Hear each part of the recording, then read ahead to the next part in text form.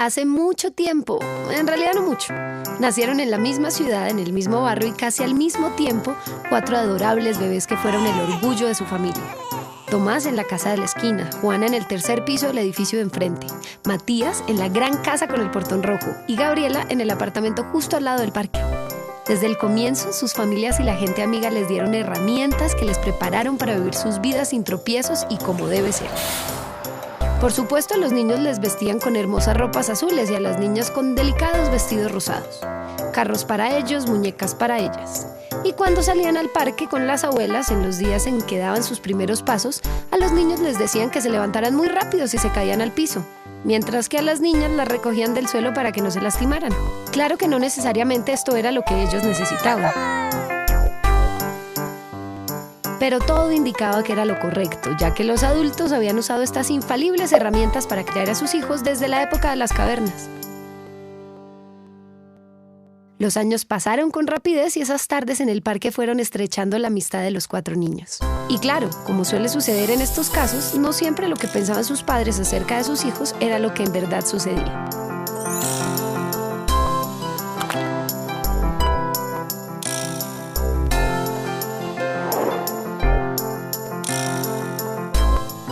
Entre triciclos, cajas de arena, sube y bajas, pelotas y juguetes de todas las clases, Tomás, Juana, Matías y Gabriela construyeron la más grande amistad que se pueda recordar.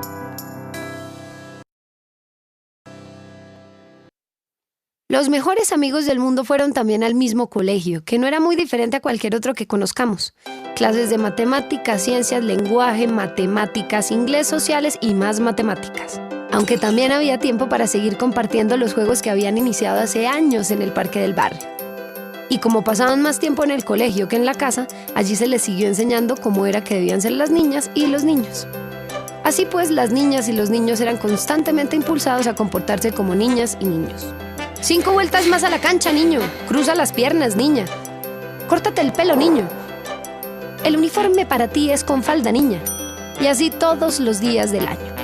Parecía que todos se habían puesto de acuerdo en que tuvieran muy claro cuál era su papel en el mundo. Y lo más gracioso es que los mensajes que dividían ese mundo entre el espacio de los hombres y el espacio de las mujeres también estaban en la tele, en el cine, en los libros, en las revistas, en los almacenes, en la iglesia y hasta en las canciones. Un día cualquiera, en medio de una de las interminables clases de matemáticas, Gabriela tuvo ganas de decir algo que necesitaba expresar.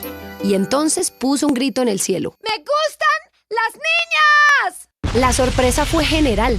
Había caras de miedo, de pena, de asombro. Y desde entonces todos y todas, hasta Ramón, la mascota del colegio, cambiaron su manera de ver a Gabriela. Todas las personas y la simpática mascota, menos Tomás, Juana y Matías, que la conocían y la querían desde siempre, dejaron de hablarle, de invitarla, de compartir con ella. Gabriela sentía que la miraban, que se burlaban a sus espaldas, que la evitaban, que ya no la trataban como a todo el mundo. Y como era muy sensible, se sintió muy triste y sola. Solo sus amistades la consolaban y se preocuparon mucho porque no la volvieron a ver sonreír. Hasta que un día la pandilla de Pedro, que eran unos abusadores que pensaban ser los dueños de la verdad, abordaron a Gabriela junto a los baños y empezaron a molestarla. Ella estaba avergonzada y atemorizada, pero antes de que empezara a correr bañada en lágrimas, Juana, su mejor amiga, apareció y puso en su lugar a los patanes mirándolos con los ojos más feroces que alguien hubiera visto nunca. Y luego, cuando los malvados esperaban el primer golpe, Juana los sorprendió con un beso a cada uno, seguido de otro beso a su amiga. Pedro y sus chicos malos huyeron confundidos y desarmados por esa misteriosa respuesta a su violencia, algo que no habían experimentado nunca. La noticia se regó como pólvora. Desde entonces, Gabriela nunca volvió a sentirse avergonzada y nadie volvió a molestarla jamás. Con el tiempo, las cosas comenzaron a ser como antes, como siempre, como debieron haber seguido siendo, aún después de que Gabriela decidió poner su valiente grito en el cielo.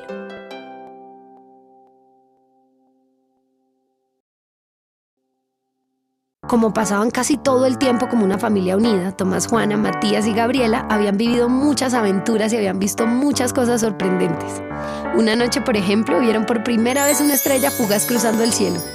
Otro día, mientras salían de cine, quedaron sin palabras cuando vieron un perro pintado de azul que caminaba al lado de su dueña, que también tenía el pelo azul. En la tienda en la que compraban dulces vendían hielo de colores.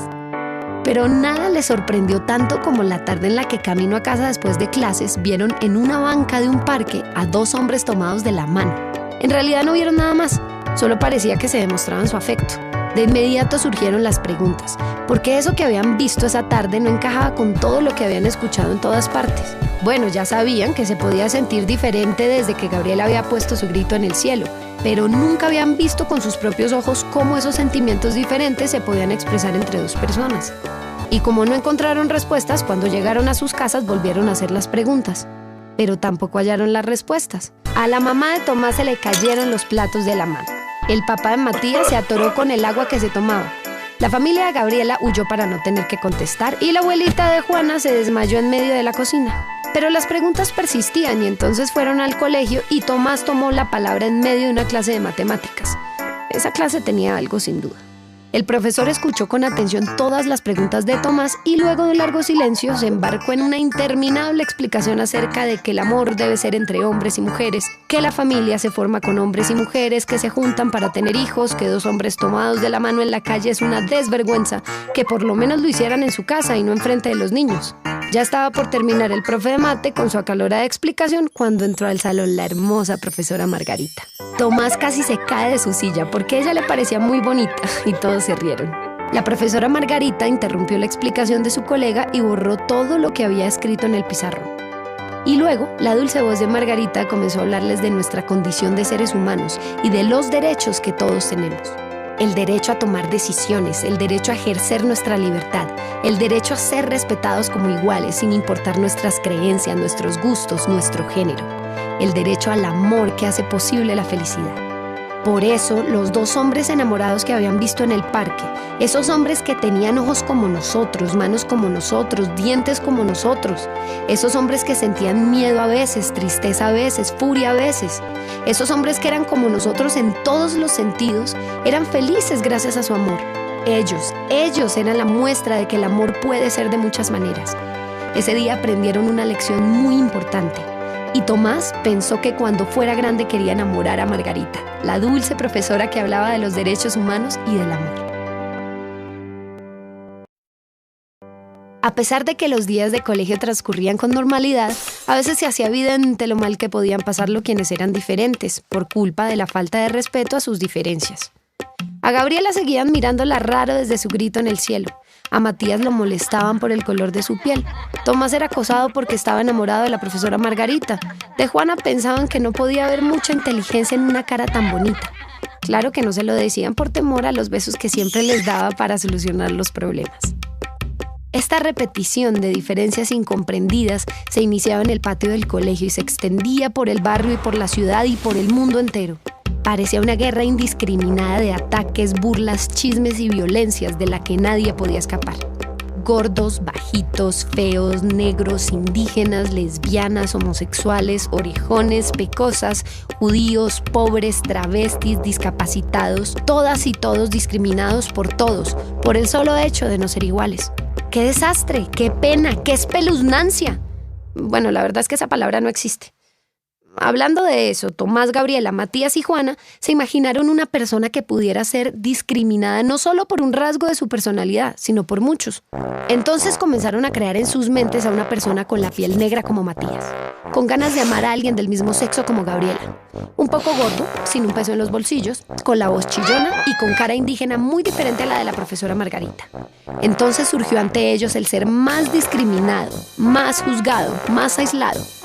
Se imaginaron los ataques, la incomprensión y el odio en medio del patio, del barrio, del mundo entero. Y también vieron su soledad, su profunda tristeza y sus ganas de no seguir viviendo. Todos lloraron y luego hubo un silencio.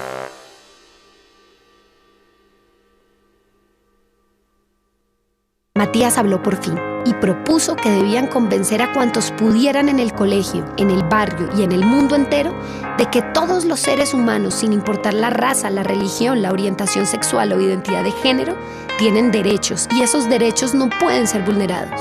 Entonces los niños corren a expresar lo que han entendido a su mamá, a su papá, al panadero, a la vendedora de dulces, a los abusadores del colegio, a los hombres enamorados del parque, al profe de mate y a la dulce profesora Margarita, a todo el mundo en todas partes.